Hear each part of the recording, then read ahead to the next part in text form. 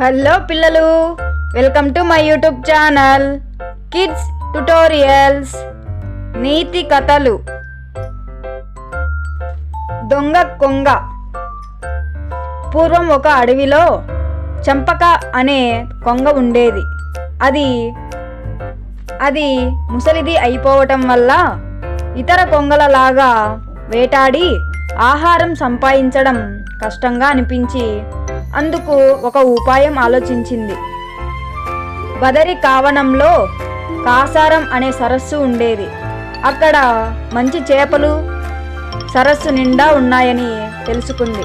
ఆ కొంగ వెంటనే ఎగిరి వెళ్ళి ఆ సరస్సులో మకాం పెట్టింది. వంటికాలు మీద నిల్చుని జపం చేయసాగింది. సరస్సులోని చేపలు కొంగ చుట్టూ చేరాయి. అయినా కొంగ వాటిని చంపి తినలేదు. అది చూసి చేపలు ఆశ్చర్యపోయి, కొంగ, నీకు మేం ఆహారం, పైగా నీకు అందుబాటులోకి వచ్చిన మమ్మల్ని తినవేంటి అంటూ అమాయకంగా అడిగాయి.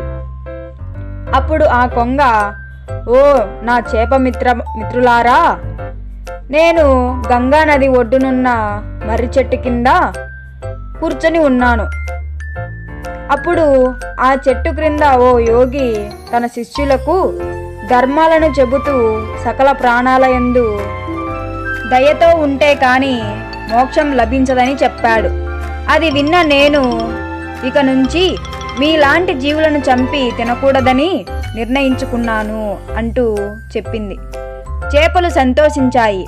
కొద్ది రోజుల్లోనే చేపలు కొంగ మంచి మిత్రులయ్యాయి. ఒకరోజు ఉదయం చేపలు నీటిపైకి వచ్చేసరికి కొంగ ఏడుస్తూ కనిపించింది.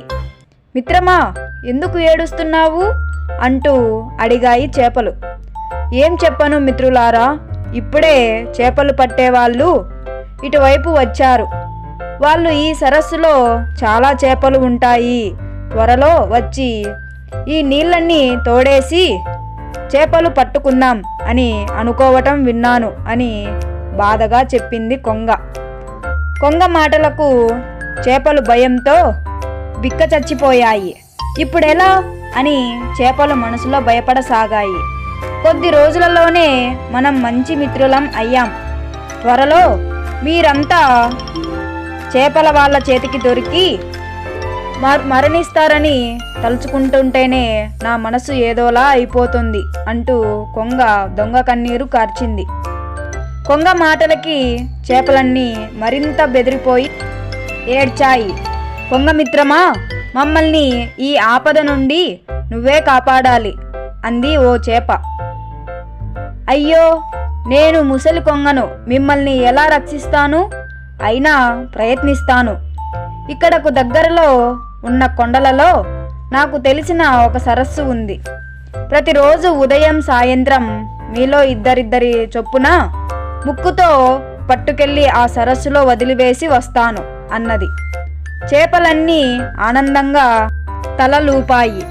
ఆ రోజు నుంచి కొంగ ప్రతిరోజు ఉదయం సాయంత్రం రెండు చేపలని ముక్కుకు కరుచుకొని వెళ్ళి కొంతసేపటి తరువాత ఖాళీ నోటితో తిరిగి వచ్చి తీసుకెళ్లిన చేపలన్నీ క్షేమంగా మరో సరస్సులో వదిలి వచ్చానని చెప్పేది. కొద్ది రోజులు గడిచిపోయాయి. చెరువులో చేపలు సగం పైగా ఖాళీ అయిపోయాయి. అదే సరస్సులో జంత్రుడు అనే ఎండ్రకాయ ఉండేది. దానికి కొంగ చేపలకు చేస్తున్నది మేలు కాదు, కీడు అన్న అనుమానం కలిగింది. ఆ విషయం చేపలకు చెప్పి మరునాడు తాను కూడా వెళ్తానంది. అవి సరే అన్నాయి. ఒకరోజు కొంగ మిత్రమా, ఈరోజు నా వంతు, నన్ను తీసుకెళ్ళు అన్నది. ఆహా, రోజు ఈ చేపను తిని నా నోరు చప్పబడిపోయింది. ఈరోజు ఈ ఎండ్రకాయతో విందు భోజనం చేసుకుంటాను అనుకుని సరే అంది కొంగ. ఎండ్రకాయను నోటికి కరుచుకుపోయింది. కొంగ మిత్రమా, నన్ను ముక్కున కరుచుకుంటే నా కొండె నీ కళ్ళల్లో దిగబడే ప్రమాదం ఉంది. అందుకని నీ మెడను కరుచుకొని పట్టుకుంటాను అన్నది. కొంగ ఇది ఒకందుకు మంచిదే అనుకొని సరే అన్నది. ఎండ్రకాయ కొంగ మెడను పట్టుకున్నాక కొంగ ఆకాశంలోకి ఎగిరింది. కొంత దూరం ప్రయాణం చేశాక ఎండ్రకాయ కిందకు చూసింది. అప్పుడు ఎండ్రకాయ నిజమే, ఇది దొంగ కొంగ. ఈ రాళ్ళో రప్పలలో నీటి చుక్క కూడా ఉండదు. దీనికి తగిన శాస్తి చేయాల్సిందే అనుకొని కొంగ మెడను కొరికేసింది. కొంగ ప్రాణాలు వదులుతూ నేల మీద పడిపోయింది. ఎండ్రకాయ కొంగ మెడను వదిలి తాపీగా తన చేప మిత్రుల ఉన్న సరస్సు వైపు నడిచింది. చూశారా, మోసం ఎంతో కాలం దాగదు. తాడిని తన్నేవాడుంటే వాడి తలను తన్నేవాడు మరొకడుంటాడు. అబద్ధాలు చెప్పి చేపలను చంపి తిన్న కొంగ ఎండ్రకాయ చేతిలో చచ్చింది. అందుకే ఎవరిని మోసం చెయ్యరాదు. అమాయకులను తెలివైన వాళ్ళు ఎలా మోసం చేస్తారో చివరికి వాళ్ళకి ఏ గతి పడుతుందో ఈ కథ వల్ల మనకు తెలిసింది.